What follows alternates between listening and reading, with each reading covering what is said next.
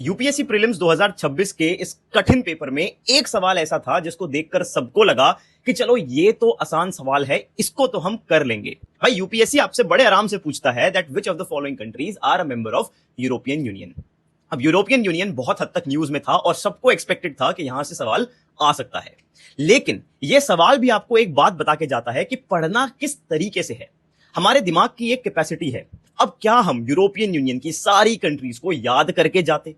क्या हमारे लिए यह करना पॉसिबल है? और अगर ऐसा है तो हम कितनी ऑर्गेनाइजेशंस फ्यूचर के लिए तैयार करें?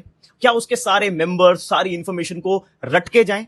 यह पॉसिबल नहीं है, लेकिन अगर आप ध्यान से देखेंगे तो एक पैटर्न आप जरूर ऑब्जर्व कर पाएंगे।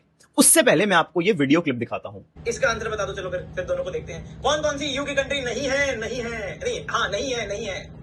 विच of the following countries are not members of the EU? ये पूरा यूरोपियन यूनियन है। अब यूरोपियन यूनियन में आपने देखा होगा यूपीएससी ने नेटो पे क्वेश्चन पूछा था वहां पर भी उन्होंने क्या पूछा? कौन सी नहीं है। ये मालूम होना चाहिए था कि कौन सी नहीं है। अगर आपको ये पता होता कि कौन सी नहीं है, आप उस आंसर पे आ सकते थे। अब ये आपकी क्यूरियोसिटी आनी चाहिए, यार ये क्यों नहीं है।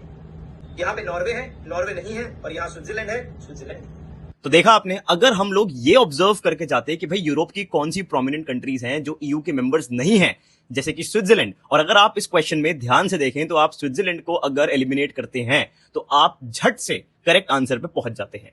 तो अपनी एफर्ट को, अपने ब्रेन के बैंडविड्थ को कितना लगाना है, कैसे यूज करना है, ये बहुत जरूरी है। इस पेपर को देख के हमको ये नहीं करना कि अब हम सब कुछ पढ़ने लग जाएंगे, बहुत सारे सोर्सेस को कवर करने लग जाएंगे। उससे कुछ नहीं होगा, उससे सिर्फ आप ओवरवेल्म होंगे और कुछ नहीं होगा। We have to be very precise with our preparation. We have to do a thematic preparation. हमको इंपॉर्टेंट थीम्स को आइडेंटिफाई करना है, उनकी डेप्थ में जाना है और तरीके से इंफॉर्मेशन को प्रिपेयर करना है, तभी आप यूपीएससी के इस चक्रव्यूह को तोड़ पाएंगे।